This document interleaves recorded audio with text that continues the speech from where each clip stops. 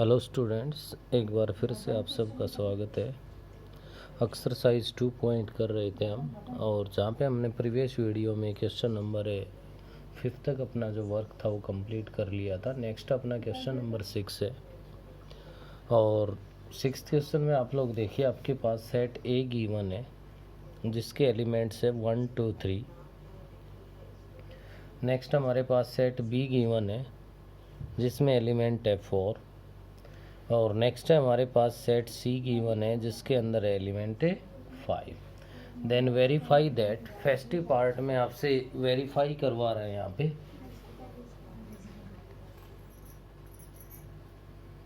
ए cross B union सी,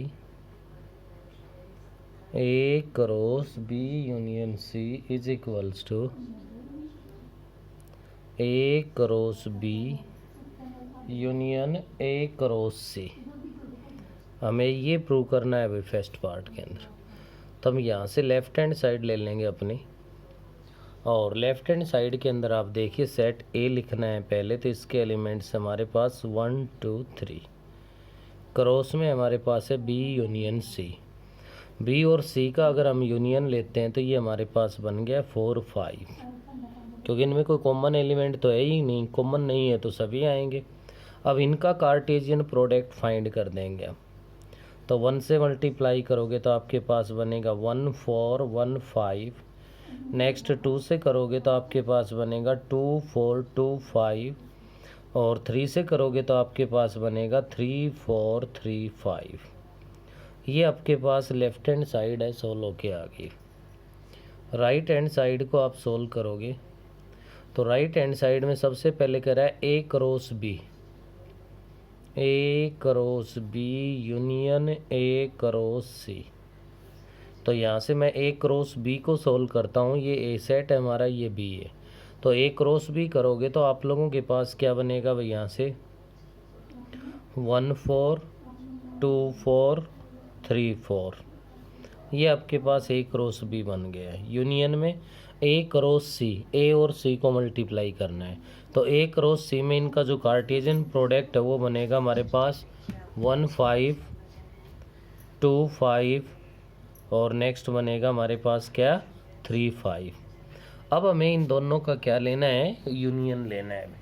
तो union लेते वक्त एक ही बात ध्यान करते हैं हम, अगर कॉमन कोई एलिमेंट यहाँ पे ऑर्डर्ड पेयर है, तो कॉमन कोई ऑर्डर्ड पेयर है तो हमें यहाँ पे वो कॉमन नहीं लेना, मतलब कॉमन है उसको वन टाइम लेना है, रिपीट नहीं करना, बाकी सभी लेने हैं। यहाँ पे देख पा रहे हो इन दोनों में कॉमन एक भी नहीं है। कॉमन एक भी नहीं है तो सभी आ जाएंगे हमारे पास 1 4 2 4 3 4, और भाई नेक्स्ट हमारे पास आ गया 1 5 2 5 और 3 5। यहाँ से आप लोग इनको चेक कीजिए, 1 4 दोनों में है, 1 5 दोनों में है, 2 4 दोनों में है, 2 5 दोनों में है, 3 4 दोनों में है, 3 5 दोनों में। इनके अलावा और कोई भी ऑर्डर्ड पेयर नहीं है जो किसी फर्स्ट में हो सेकंड में ना हो, या सेकंड में हो फर्स्ट में ना हो। तो आप लोग यहाँ से लिख सकते हो from equation first and a second, left hand side is equals to और right hand side.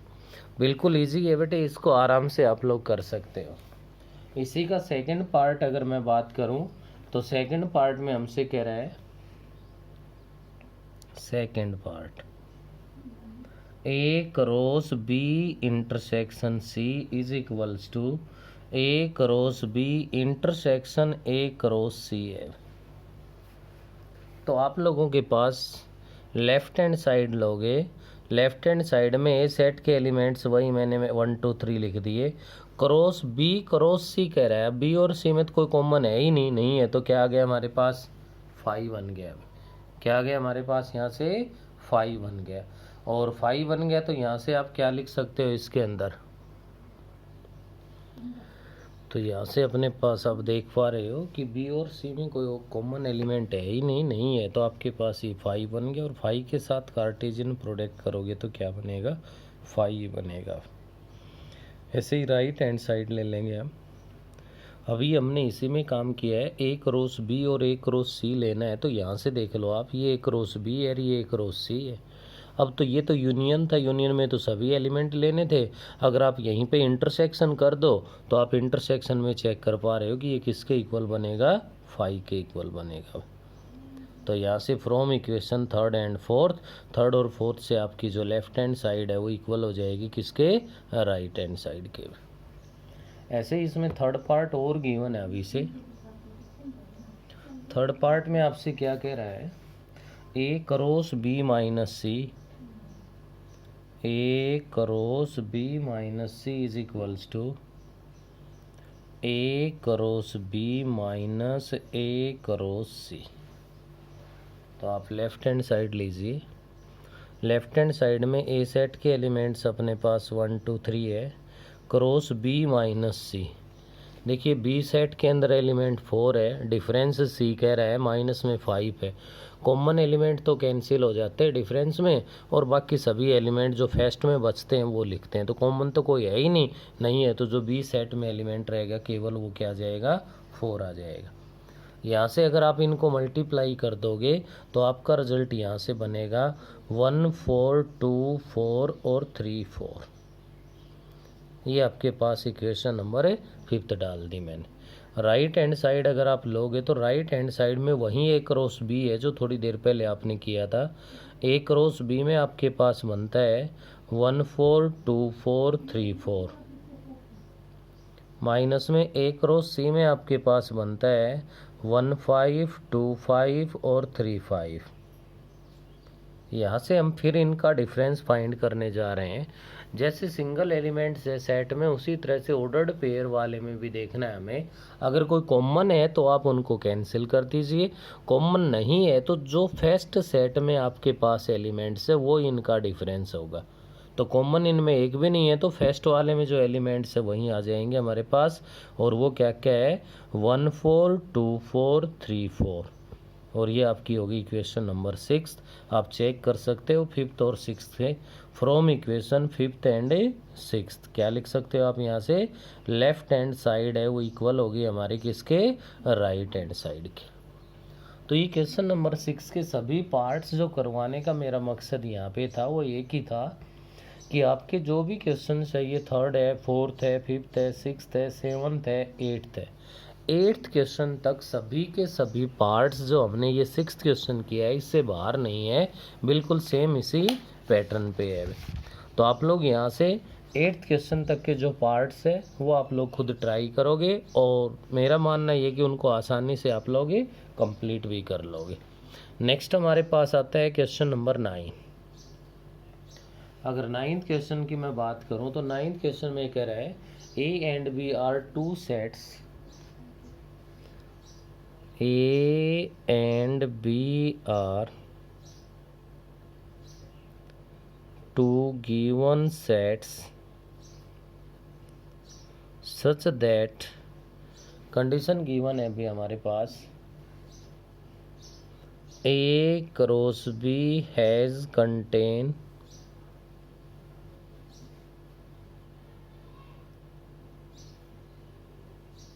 contains 6 elements.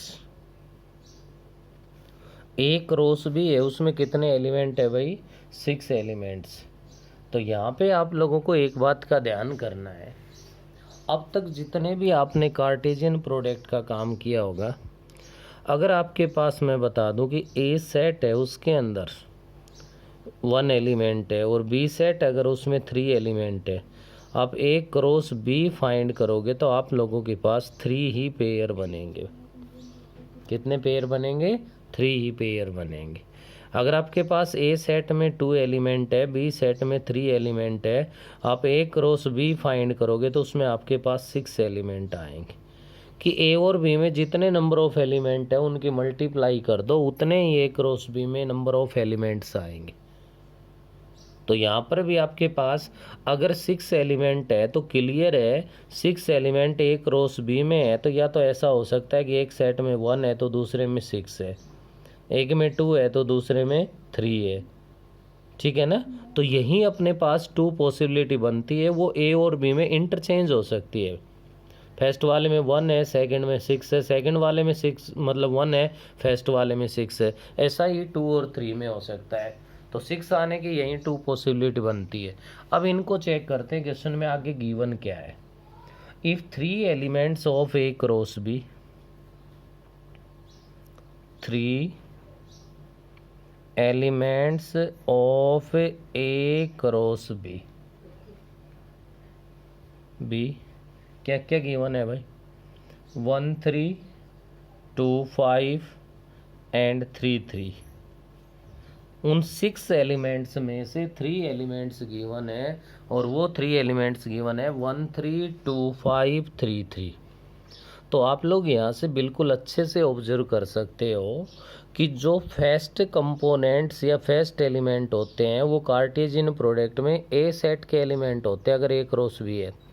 Second जो कंपोनेंट्स होते हैं वो हमारे पास बी सेट के होते हैं। तो यहाँ से आप लोग इससे लिख सकते हो कि let A is equals to, A जो सेट आपका कहलाएगा उसके एलिमेंट्स होंगे 1 2 3। नेक्स्ट बी सेट आप यहाँ से लिखने जा रहे हो तो बी सेट के जो एलिमेंट्स बनेंगे वो 3 5 बनेंगे, क्योंकि नेक्स्ट जो 3 है वो तो रिपीट हो रहा है, उसको दोबारा नहीं लिखना। और ये चीज़ हम यहाँ से भी कन्फर्म कर चुके हैं। अगर वही 6 एलिमेंट है तो या तो 1 और 6 का बनेगा या फिर 2 और 3 का बनेगा। जब 3 एलिमेंट यहाँ आ चुके हैं तो इसमें कितने आने हैं, 2 आने। अब यहाँ से आप लोग एक क्रॉस बी फाइंड कर दो। तो एक क्रॉस बी फाइंड करोगे तो आपके पास बनेगा 1 3 1 5।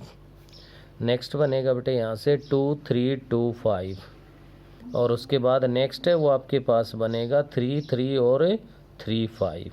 ये एक क्रॉस बी बन गया जिसमें 1 2 3 4 5 6 एलिमेंट्स आ गए। अब इन 6 में से आप लोग देखिए 3 जो एलिमेंट्स आपके पास है वो है 1 3, नेक्स्ट है 2 5 और नेक्स्ट है 3 3। हमें तो ये रिमेनिंग 3 एलिमेंट्स है वो बताने हैं। तो यहाँ से लिख दो आप remaining 3 elements of A cross B are, A cross B के जो रिमेनिंग 3 एलिमेंट्स होंगे हमारे पास वो यहाँ से बन जाएंगे 1 5 2 3 एंड 3 5। ये आपका क्वेश्चन है कंप्लीट हो गया। अब तक जितने भी और क्वेश्चन आप लोग कर रहे थे उनसे सबसे हटके है और अच्छा क्वेश्चन है, जहाँ आपके पास ए क्रॉस बी के टोटल 6 एलिमेंट्स बता रहा है, 3 एलिमेंट गिवन थे, उन्हें 3 एलिमेंट्स के बेस पे हमने ए और बी सेट को अज्यूम कर लिया और उसी के बेस पे ए क्रॉस बी फाइंड किया तो 6 के 6 एलिमेंट आ गए। उनमें से 3 एलिमेंट जो गिवन थे उनको हमने सेपरेट कर लिया, तो रिमेनिंग 3 एलिमेंट्स है वो यहाँ पे लिख दिए। हमारा क्वेश्चन कंप्लीट हो गया।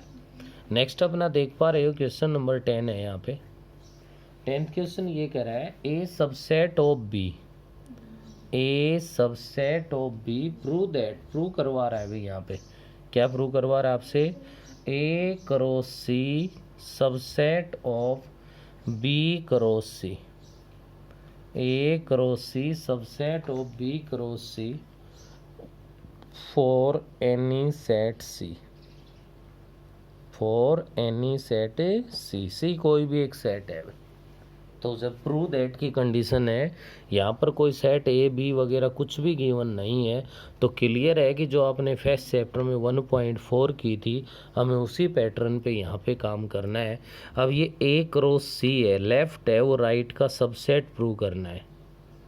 क्या करना है भाई, लेफ्ट है वो राइट का सबसेट प्रूव करना है। तो लेट हम यहाँ पे अज्यूम कर लेंगे, मैंने एक ऑर्डर्ड पेयर ए बी ले लिया, belongs to A cross C. A cross C का तो क्या होगा भाई, वो एक एलिमेंट होगा। तो यहाँ से इसके बेस पे क्या लिख सकते हैं हम लोग, जो कोई भी ऑर्डर्ड पेयर बनता है वो ए क्रॉस बी या ए क्रॉस सी को बिलोंग करता है, तो फर्स्ट जो एलिमेंट है वो फर्स्ट सेट का एलिमेंट होता है, सेकंड वाला है वो सेकंड का। तो यहाँ से मैं क्या लिख सकता हूँ भाई इसके अंदर, यहाँ से मैं लिख सकता हूँ A belongs to A and B belongs to C. A है वो तो ए सेट को बिलोंग कर रहा है, बी है वो किसको बिलोंग कर रहा है, सी को कर रहा है। तो यहाँ से ध्यान दीजिए आपके पास क्वेश्चन में गिवन है A subset of B. A subset of B का मतलब है कि ए के सभी एलिमेंट बी में है। तो जब ए को बिलोंग कर रहा है तो ए किसको बिलोंग करेगा भाई, बी को भी तो बिलोंग करेगा। ए हमने कोई भी इस ए सेट का एलिमेंट लिया है तो ए के सभी एलिमेंट तो बी में है, तो बी है वो बी सेट को बी तो ए है वो बी सेट को भी तो वो एलिमेंट बिलोंग करेगा। And B belongs to C. इसका रीज़न पीछे लिख दोगे, because A subset of A B. तो यहाँ से आप लोग क्या कह सकते हो भाई, ये हमने कब लिखा था, जब A B belongs to A cross C था। अब ए बिलोंग्स टू बी आ गया और बी बिलोंग्स टू सी आ गया, तो यहाँ से आप क्या लिख सकते हो, A B belongs to B cross C.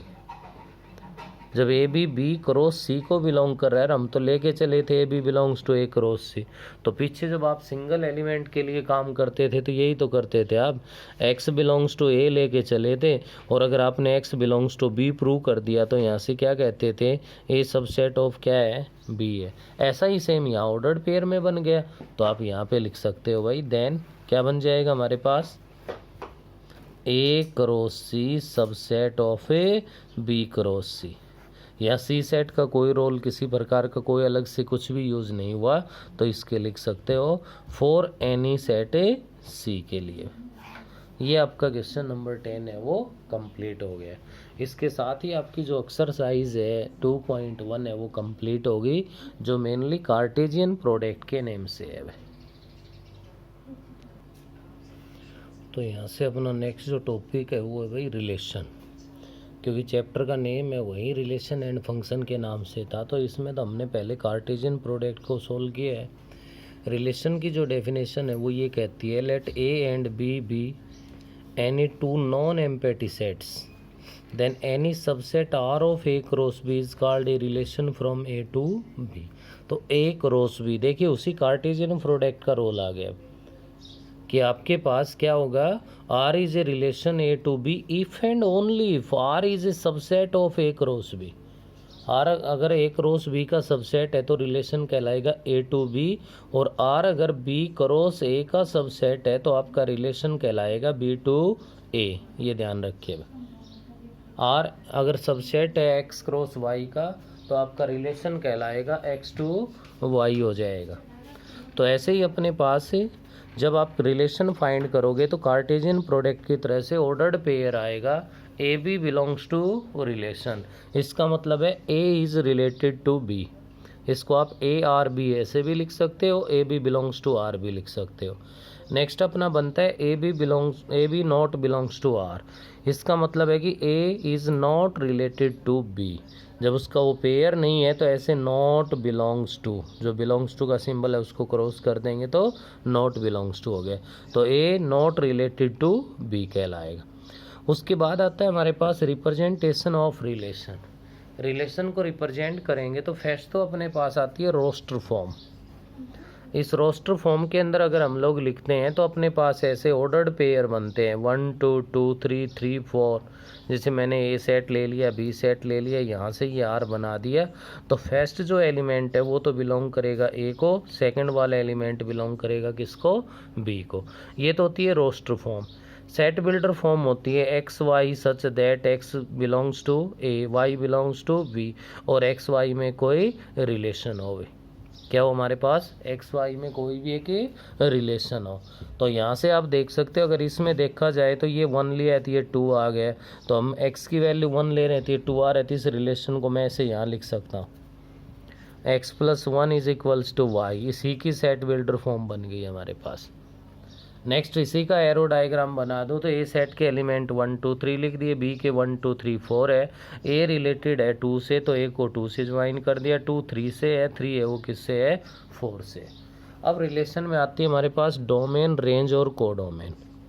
Domain की बात आती है तो डोमेन ऑफ आर, रिलेशन की अगर डोमेन बतानी है तो बेटे आप लोगों के पास जैसे ये रोस्टर फॉर्म बनती है, इस रोस्टर फॉर्म के जो फर्स्ट एलिमेंट्स होते हैं क्या होते हैं, फर्स्ट जो कंपोनेंट्स होते हैं वो डोमेन होती है।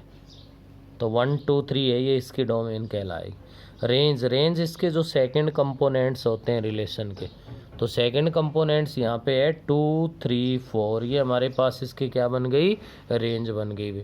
और नेक्स्ट कोडोमेन ये होती है जो सेकंड सेट कंप्लीट होता है, ये कोडोमेन होती है। तो सेकंड सेट जो कंप्लीट है उसके अंदर एलिमेंट्स है 1 2 3 4, तो ये हमारे पास इसकी क्या बन गई, कोडोमेन बन गई। इसके बाद अपने पास अगर हम आगे ध्यान दें तो आता है रिलेशन ऑन ए सेट। क्या आता है भाई? Relation on A set. तो जैसे आर है वो हमारे पास सबसेट हो ए क्रॉस ए का, तो हम इसको लिख सकते हैं आर इज ऑन ए। अगर ये ए क्रॉस बी का सबसेट है तो ए टू बी कहा जाएगा, और अगर ये ए क्रॉस ए का सबसेट है तो आर इज ऑन ए कहलाएगा। उसके बाद हमारे पास टाइप्स ऑफ रिलेशन गिवन है, जो कि आपके पास टाइप्स ऑफ रिलेशन के लिए मैं भी फ़ोटो है वो सेंड कर दूंगा, आप लोग वहाँ से उसके बारे में अच्छे से पढ़ के देखेंगे। और नेक्स्ट मैं यहाँ पे जो पॉइंट लिख रहा हूँ वो आपके सामने लिख रहा हूँ, टोटल नंबर ऑफ रिलेशंस।